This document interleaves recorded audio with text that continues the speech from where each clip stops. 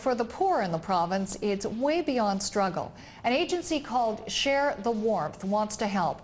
Edward Gale is its executive director and joins us now. So, Edward Gale, just tell me about your organization and how you're trying to help people who are least able deal with some of the spiking prices in electricity. Share the Warmth is an energy assistance program that was created in 1995. It was founded by Osgoode Hall Law students who were looking for a way of stemming the tide of homelessness. I think one of the things that underpins our philosophy is that about 50,000 households have their power cut in this province every single year, and that's 50,000 families, 50,000 seniors. Our program really evolved from the university setting to a professional agency in order to provide emergency needs-based energy assistance to low-income families, seniors, disabled, and terminally ill members of the public. We focus on the most vulnerable. So what have you seen in recent weeks, and what have you heard from some of these families faced now with, of course, this dramatic jump in some of the prices?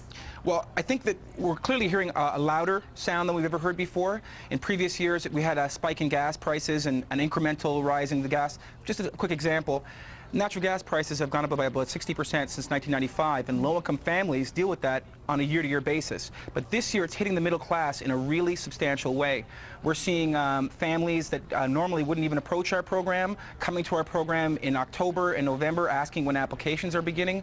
We expect, last year we did about 1,900 applications for families for assistance in 400 communities across this province.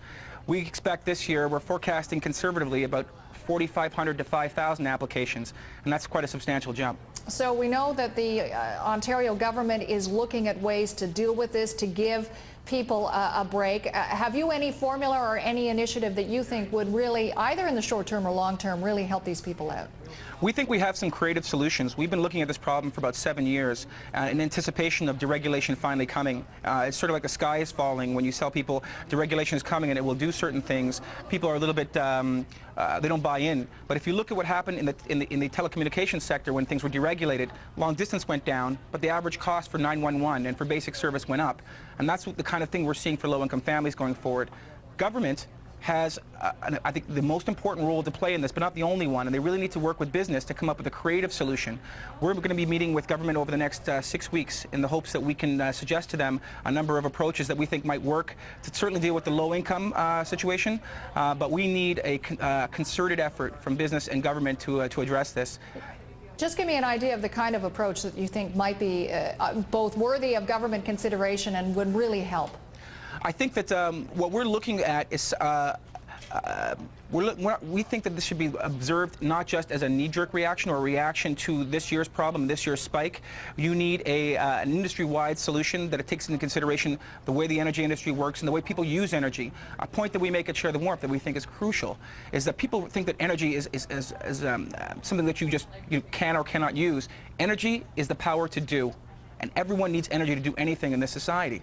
And so we are trying to impress upon government and business that the crucial role that energy plays in this economy and in this country, a place with the kind of weather that Canada has, makes it even more important that we approach this collectively.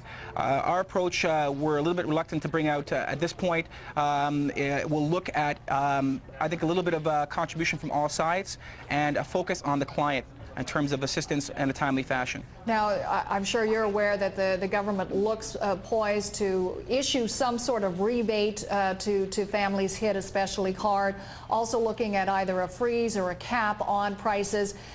From your vantage point, are those helpful solutions? Is that something that would really work?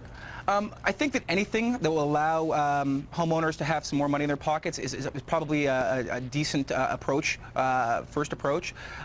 We've seen in the past the federal government's well-meaning efforts to try to deal with energy through a one-time rebate. And what we found was that although the money was much appreciated, I'm sure, by the recipients, a lot of the money didn't actually get to the people who are in need of assistance.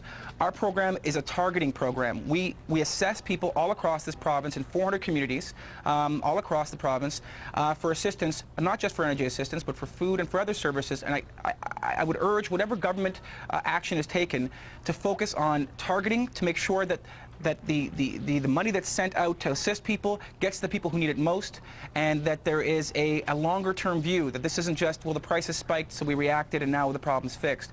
There really needs to be a long-term view, business and government looking at ways in which this can be, we can navigate ourselves through the next 10 years. All right. Edward Gale, thanks for being with us. My pleasure. Well, we turn our attention to a tale